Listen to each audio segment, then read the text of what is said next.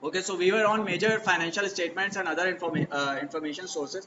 So we had broadly discussed what kind of information sources are available. Now let's move on to discussing a bit more about these statements, and then it will come up later in detail in upcoming readings when we will discuss everything element wise. But here, just to give you an introduction, what is income statement? Income statement is a statement that tells you about the overall revenues that company has earned and overall expenses that it has incurred. So income statement would start with revenues, then it will report cost of goods sold. After that, it will arrive at gross profit. After gross profit, it will subtract expenses, then operating income, then other income, and then net income. That's how, or finance income or net income. That's how income statement is structured, that you would already know. Why do we need income statement? What is the basic distinguishing factor of income statement? Remember that income statement tells you about performance. It does not tell you about position, it tells you about performance. So when we talk about position, we mean any data that is being provided at any specific date. So if I am providing you any details at a specific date, that means I am talking about position. If I am providing data over a period of time, that means I am talking about performance. So income statement is made for a specific period of time. It can be year, it can be 1 month, it can be quarter or any period, but there has to be a period of time. So that means it tells us about the performance. Balance sheet on the other hand is made at a specific date. So as it is made at a specific date, it tells us about the position on that particular or specific date. So balance sheet helps analyze financial position, not performance. So for performance analysis, we use income statement, and for position analysis, we use balance sheet. Balance sheet reports assets, liabilities, and equity. And the equation for balance sheet is that assets are equal to liabilities plus equity, or equity is equal to asset minus liability. Same thing. So these three elements or these three details are reported on balance sheet, and it helps us analyze the position. Then comes OCI, that is other comprehensive income statement. OCI is a supplement to income statement. There are certain types of incomes or expenses that are not reported on income statement, but still that are impacting the equity of the company. So for example, if there is any unrealized gain or loss on keeping financial assets, that might not be reported on income statement, but that would be impacting the equity or your capital. So that goes into OCI or retained earnings for that matter. So anything which cannot be reported on income statement but is impacting your equity of the company or your balance sheet of the company, that goes to OCI. So OCI supplements income statement, and if I add OCI and income statement, if I add OCI to income statement, this is known as CI, comprehensive income. Comprehensive income means income statement plus other comprehensive income. So remember, these two are different. Comprehensive income and other comprehensive income are very different. When we say comprehensive income, we mean income statement plus other comprehensive income. When we say other comprehensive income, we only mean those types of income that are not reported on income statement. So OCI are all those items that cannot be reported on income statement but are impacting the equity of the company. Moving on, statement of cash flows. So next statement is cash flows. Cash flows statement again helps us analyze the performance, but there is a specific feature attached to cash flow statement, that is it helps us analyze the flexibility of the company. That is how flexible is company in being able to convert its income into cash. So even if a company is generating income, it is reporting huge profits, it might not be valuable. Why? Because maybe income is coming up from the sources which are not sustainable, or maybe income is not converting into cash. So for example, if a company makes sales of $100 million on credit, on debtors, and if it is not able to convert that into cash and those debtors default, then those sales are of no value. So that means income statement needs to be supported by a strong cash flow statement. So cash flow statement or statement of cash flows helps you analyze the financial flexibility of the companies. So you have all the inflows and all the outflows listed on the statement of cash flows. Cash flow statement can further be divided into three categories. that are cash flow from operations, cash flow from investments, and cash flow from financing activities. Cash flow from operations are the cash is related to the cash that you are generating from core operation, that is by buying or selling goods. So whatever cash you are generating from core operations, that falls in cash flow from operations. Cash flow from investments relate to the cash related to investments that you are making. For example, if you have bought a new machinery, that would fall in cash flow from investment. If you have sold an old machinery, that would again fall in cash flow from investment. So inflows can include selling of assets, and outflows can include purchase of assets. Statement of changes in equity. So statement of changes in equity includes components such as changes paid in capital and retained earnings. So anything which is changing your equity, that is reported in statement of changes in equity. So it is cash flow from financing activities. Cash flow from financing activities. So when we talk about a statement of changes in equity, it starts with an opening equity, and then it lists down all the items that have led to change in that equity, and then it arrives at closing equity. This is a statement of changes in equity, and these items can include retained earnings, it can include changes in paid in capital or any other changes that are impacting the equity. Then financial notes and supplementary schedules. So as we discussed earlier, these are to support the numbers that are provided on financial statement. So just looking at the financial statements is not enough. You should be able to support it with the backup workings or with the assumptions that are being taken. For example, if you have a number of assets reported on balance sheet, that is not enough. You should be able to check out what is the leading to change, what have you bought, what have you sold, and what is the depreciation that is being charged, what are the method being used to change the depreciation, charge the depreciation. So maybe there is a company that has a significant improvement in profitability, or that has posted a significant improvement in its net profit, but maybe that is because it has changed the depreciation method. So just looking at the income statement wouldn't tell you anything. You should be able to check out what is the depreciation method being used. Has there been any change in assumptions? Has there been any change in method? And if there has been any change, you should be able to exclude its impact from or remove its impact from profit statement to be able to find out that what is the real profit or actual profit. So again, just looking at one statement is not enough. You need to look at all the statements, build relationship between them, and you should be able to look them with financial notes and supplementary schedule. Key information provided in here include financial instruments and risk arising from financial instrument. For example, if a company has invested into any derivatives, or if there are any risk associated with those derivatives, that will be reported here. Commitments and contingencies. If there is any, let's say, legal proceeding or litigation, or any other contingency that can, or any other event that can lead to losses for the company, that will be reported here. Also operating liabilities. So previously operating liabilities used to be a significant portion of many balance sheet of many companies. Now IFRS has changed the rules, so now operating liabilities will be converted into capital leases going forward. But as these have been a part over the past, so you should know about it.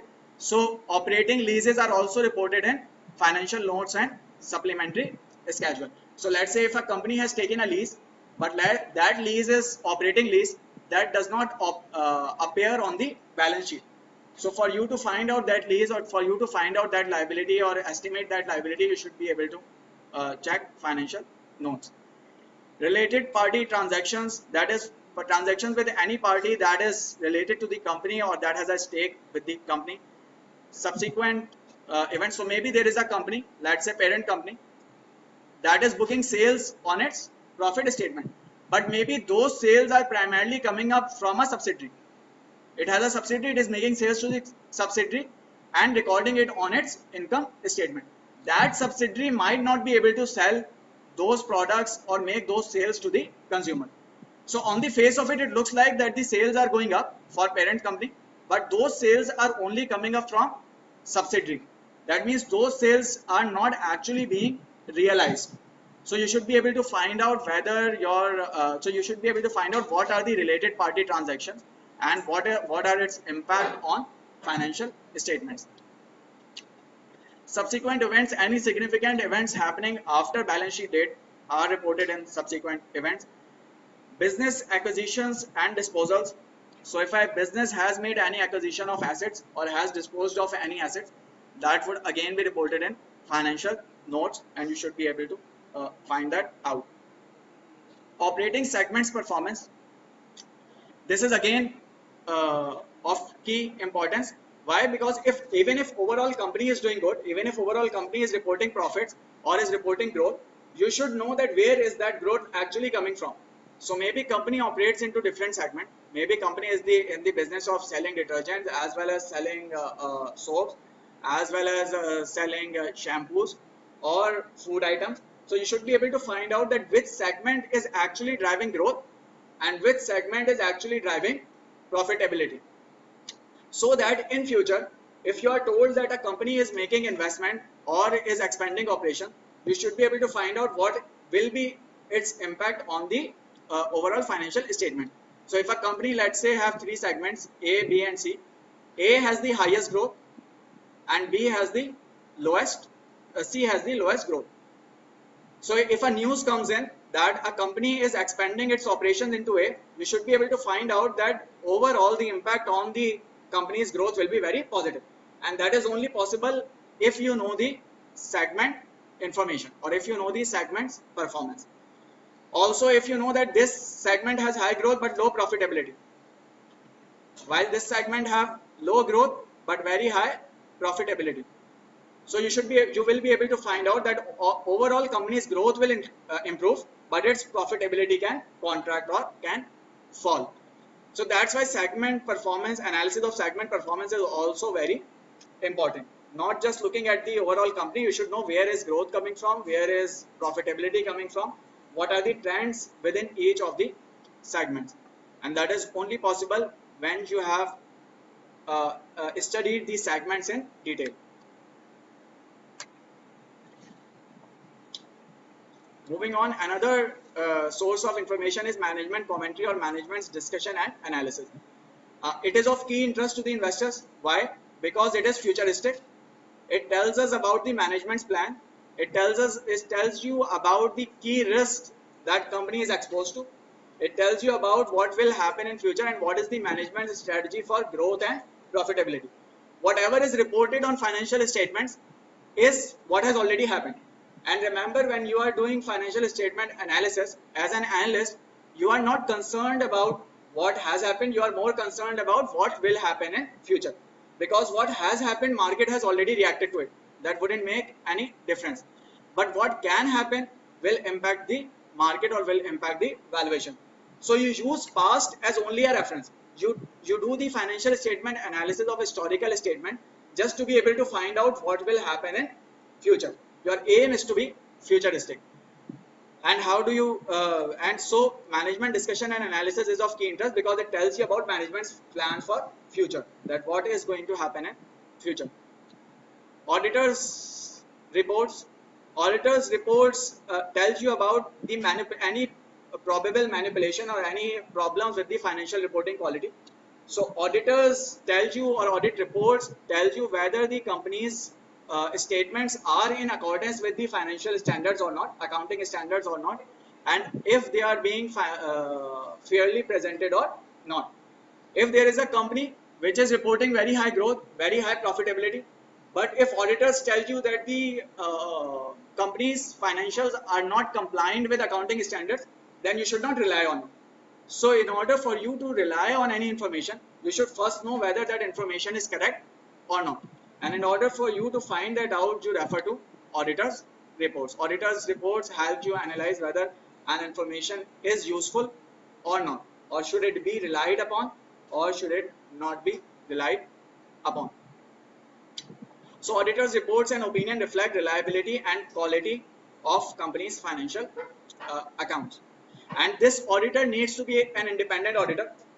It should not be an internal audit department of the company. So why? Because if it is a part of management, then it can again manipulate the financial statements. So this auditor needs to be an independent auditor or independent accounting firm which is performing the audit. With respect to audit reports, there are 4 types of opinions that auditors give on any financial reports, and those opinions include unqualified, qualified, adverse, and disclaimer of opinion. So do not be confused with the names, because unqualified means qualified and qualified actually means unqualified. So when we say unqualified opinion, unqualified means that financials are in accordance with accounting standards and fairly presented. That means everything is good to go, and the financial statements are compliant with the financial standards and are fairly presented. This is known as unqualified opinion. Remember, unqualified, not qualified. So unqualified means everything is good enough or everything is good to go. Another type of opinion can be qualified opinion.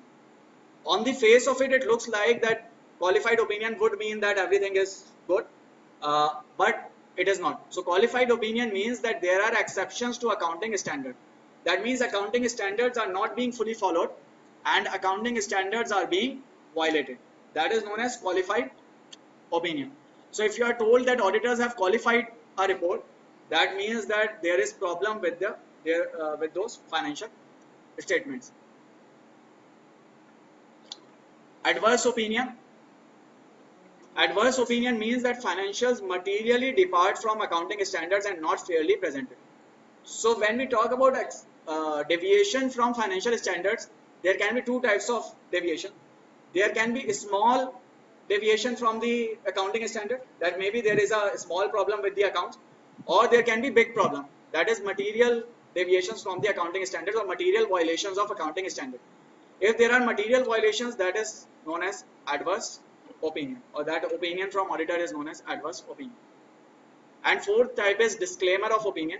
Disclaimer of opinion means that auditors are unable to issue an opinion due to some reason, which can be any reason. So if due to any reason auditors are not able to issue any opinion, that is known as disclaimer of opinion. So these are the 4 opinions that audit reports generally have, or audit reports will generally provide. Other useful information includes unaudited results, that is quarterly, monthly, or semi-annual reports. These are generally issued by the company to give an idea about the direction of the company to the investors. These cannot be fully relied upon, but still they tell you about the direction of the company or how company is moving, or what is the performance, what is the position. Management and directors compensation. This is also important. Why? Because if there have been recent sudden increase in management or directors compensation, then that is questionable by the shareholders. You as an analyst should be able to find that out and should be raise that flag for the investor. Also, when analyzing the compensation, you should analyze compensation structures, that how are they paid, whether they are paid based on performance, or are they being paid fixed salaries, or are their salaries and bonuses linked to the company's performance. If salaries or bonuses are linked to company's performance, that is assumed to be good. Why? Because then they will work in the interest of company. If they are not, then maybe they are not there is no incentive for them to work in the benefit of the company. Also, there is a disadvantage as well. What is the disadvantage? Disadvantage is that if a management has its rewards and its bonuses linked to the company's performance, then they may want to manipulate the company's performance in order to get good bonuses. Otherwise, if they are not linked, then they may be fairly presenting the accounts. Company stock performance is also very important. Why? Because company stock performance will help you analyze whether the stock is undervalued or overvalued. And secondly, what is the market's perception of the stock. So for a stock to be a good investment, having good fundamentals is not enough. Market should perceive it, or investors should perceive it as being strong or good as well. If there is a stock which has very strong fundamentals, very high growth, very strong profitability, but if investors think that that stock is not valuable, then it wouldn't go up.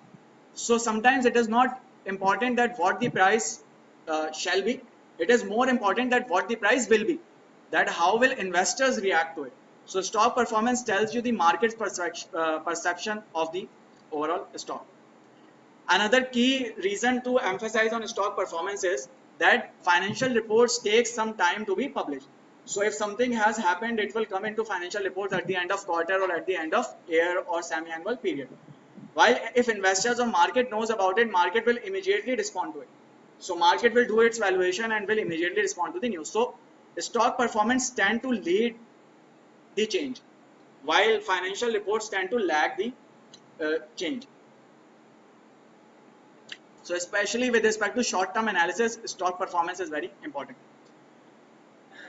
Potential conflicts of interest between management, board and shareholders. So how company is structured is that there are shareholders who are the providers of capital. So they provide capital or money to the management. So shareholders provide the capital to management. Then management invests that capital into business opportunities and makes return for the shareholders. And then that return is given back to shareholders. Now management may work in the interest of shareholder or might not work in the interest of shareholder. Management may invest into places which are better for management or better for their own rewards or own exposure, and they may not invest into places which are better for shareholder. So in order to ensure that management works in the interest of shareholder, there is a board. Board's responsibility is to oversee the management and to ensure that management is working in the interest of shareholder. So board is not management. Some of the management executives can be a part of the board, but then there are independent members as well. And board's responsibility is to ensure that management works in the interest of shareholder. If there are any conflict of interest between management and board or between management and shareholder, you should be able to find that out to support your analysis. For example, if I tell you that there are 5 members on board and from those 5 board members, 4 are from management, that means management itself is comprising a major portion of the board. Then that means board will not be very effective because it will not be able to do its duties because it is difficult to evaluate your own self. So you should be able to identify any such conflict of interest or corporate finance concerns. Conflict of interest are also sometimes provided in proxy statements. Proxy statements are those statements which are about matters that are put to vote. So if there is any matter for which voting is required, that will be provided in proxy statement. So this is about the sources of financial statement. That is, what are the general sources of information, or what are the key types of financial statements, and what are other sources of information that you can relate to, and what is the primary information that you will receive from each source. And if I have to summarize it, then income statement will tell me the performance, a balance sheet will tell me the position, other comprehensive income will tell me the changes in equity, items changing the equity, cash flows, flexibility and performance, and statement of changes in equity will tell me the changes in owners equity. So now key point is that there are some key elements that you should first focus on when analyzing any statement. So if you are analyzing income statement, what are the key factors that you should focus on? What will you first look at in income statement? Revenue. And how do you analyze performance? Sorry? Right. So there are 2 key parameters that you look at or that you analyze when analyzing income statement. There are many, but 2 key are growth, that is your revenue growth, or that comes in from your revenues, and second is profitability, that can come in from your GP margin, your operating income margin, or your net income margin. So these are the 2 factors that you should be focused on when analyzing income statement. That is the company growing or not, and if it is growing, is it making the right return on investment or not? Because remember, just making money is not important. Making the ample return is important. If you are making if a company is making $100 million, but it is investing $99 million to make $100 million, then that investment is worth nothing. So both are important, growth as well as profitability. When you are analyzing balance sheet, what are the two key analysis that you perform? Net worth of the company, uh, uh, liquidity, yes, and solvency. So liquidity analysis and solvency analysis are of key importance when analyzing the balance sheet. Liquidity analysis, as we discussed earlier, is focused on company's ability to meet short-term obligations, and solvency analysis is about company's ability to meet long-term obligations, and obviously net worth of the company, that is net assets of the company. When you are analyzing cash flow statement, what are the key items that you should look at, or what are the key analysis that you should perform? How do you analyze the financial flexibility of the company?